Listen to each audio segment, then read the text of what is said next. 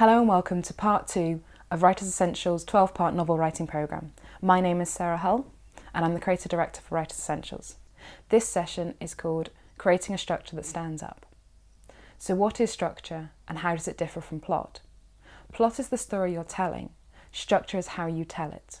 Structure is to do with what you include and what you leave out, what order you put things in, when you reveal something to the reader and when you hold it back, how long you spend on each bit of the story, and how the different strands of the narrative tie together. So why is that important? Structure is what gives a book, a story, its framework. A full-length novel will have huge amounts of things going on. It will have multiple characters, each with their own backstory, their own story within the story. It will have lots of different developments. It will have subplots as well as plots. And the structure is the route that the reader is taken on by the author through all those developments, right through the story from beginning to end. In order to have a strong structure for your story, you really need to know what your story is about. Try summarising a well-known story in 25 words or even less. Then can you summarise it in 12 words? And then can you summarise it in 8 or less? I'm going to do this for Shakespeare's play Hamlet. When his father's ghost tells Hamlet he was murdered, the prince forces his uncle to reveal his guilt and takes revenge. That's 21 words. Prince kills uncle to avenge his father's murder. 8 words. Or even, avenging father's murder, prince kills uncle. That's 6 words. But what do those 6 words tell us? Or what do they tell somebody who doesn't know the story of Hamlet? 1, it tells us that the prince kills his uncle. It also tells us that this was revenge, and it tells us that it was revenge for his father's death. Now, when you summarise a story in this way, it forces you to strip away anything that's unnecessary and just focus on exactly what words you need or what you need to include in order to summarise the story. It forces you to focus on the main events of the story. This is what I call the central storyline. Within the central storyline, you need to be able to identify 6 key elements. And I recommend identifying these fairly early on in your planning process because it will help ensure the story has a strong route to follow and doesn't just meander from one event to another. So these 6 elements are the norm, the catalyst, the objective, the obstacle or obstacles, the climax, and the resolution. The norm, first of all, is the normal situation for the characters.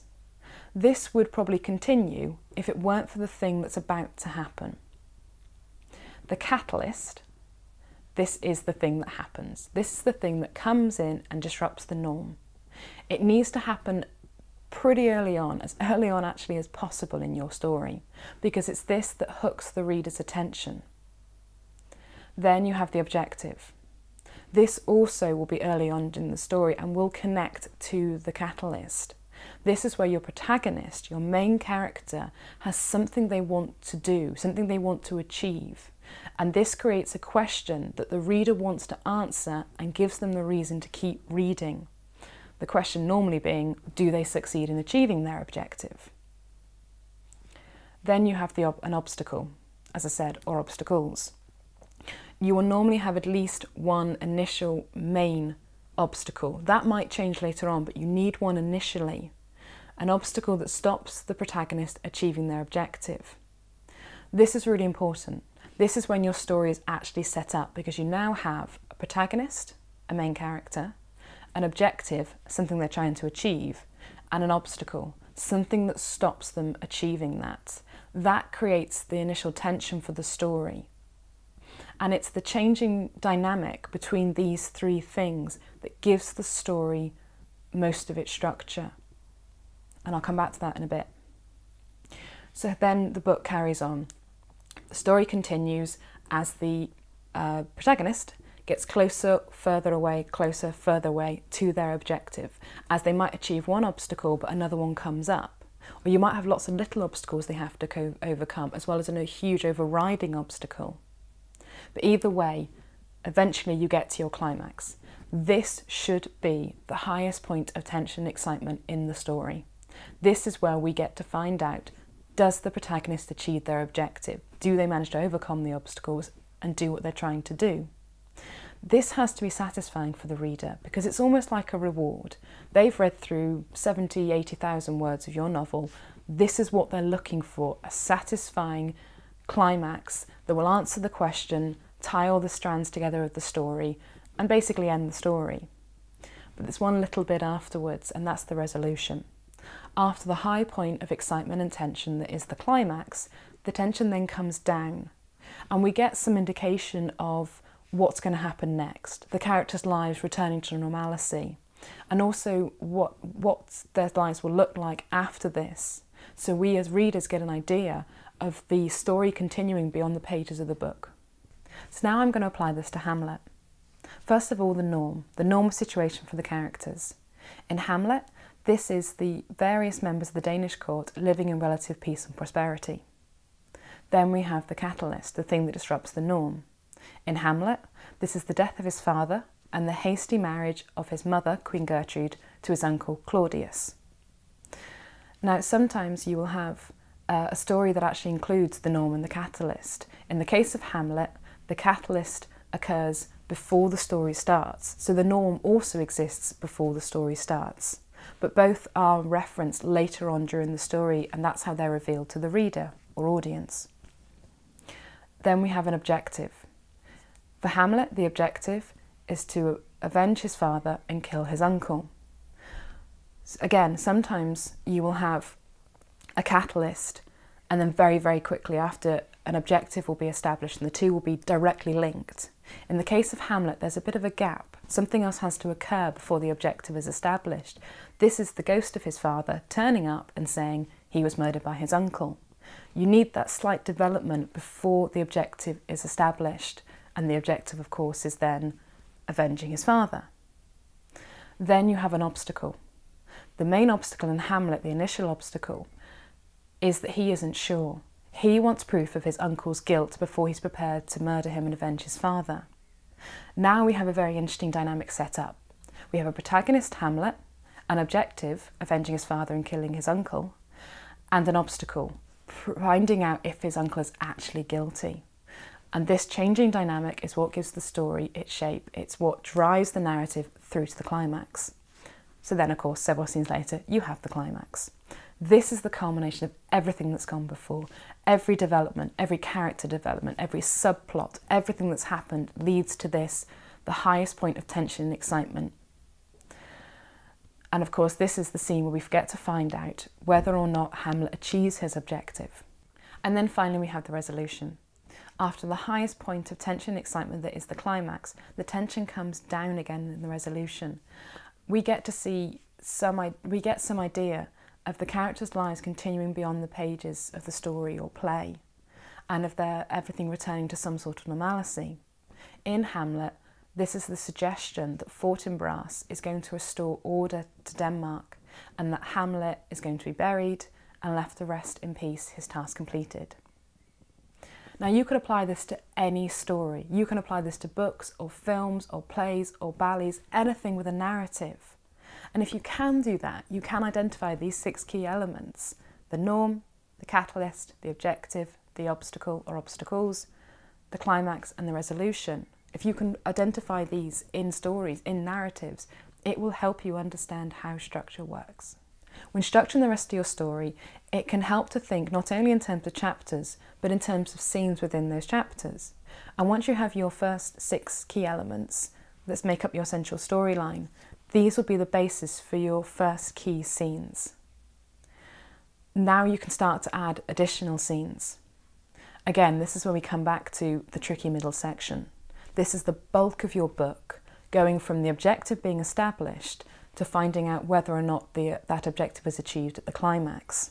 Exactly how you work out that route will be different for every different story. But here are a few common mistakes to try and avoid when plotting, planning, writing your story. Number 1, taking too long to set up your story. By set up your story, I mean set up the dynamic between the protagonist, the main character, their objective, the thing they're trying to achieve, and the obstacle, the thing that's stopping them achieving their objective. If you take too long in setting this up, your reader will most probably start to think, where is this going? And it's quite likely an agent or editor reading your manuscript will think the same thing.